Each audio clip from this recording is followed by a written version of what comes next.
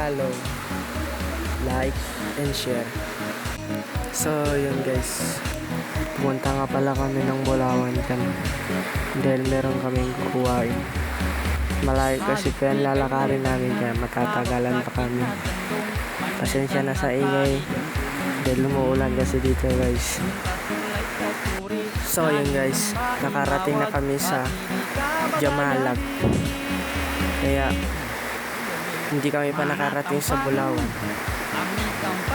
Kita nyo naman siguro na nasa gilid kami ng ilog kasi tatawid pa kami ng bangka bago kami makapunta sa Bulawan.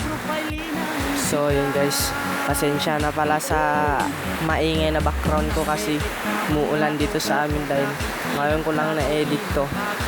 Kaya guys, mahirap talaga ang buhay pag nasa sitio ka, lalo na kapag may ilog ka pang tatawid, lalo na pag may estudyante tatawid ng ilog bago makarating sa eskwelahan.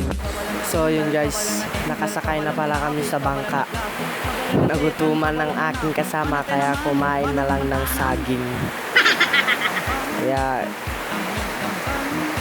kapag nakatawid na kami sa kabila ay mararating namin na ang Bulawan. So yun guys, nakarating na kami. Nandito na kami sa Bulawan. Pero lalakadin namin tayo bago kami makarating sa aming pupuntahan na bahay. Kaya shortcut na kami yan. Para naman madali. Para madali kami makapunta sa aming pupuntahan.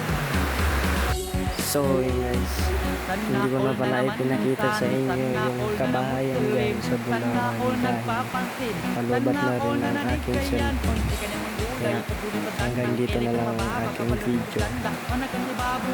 Pwede mo bang i-follow, like, and share mo na rin. Kaya hanggang dito na lang. Bye-bye. Bato-bato sa langit, ka naman ang tanan. Manatampang, amit tampang. Inong tanan sa ulunin namin tanong. Mana ubab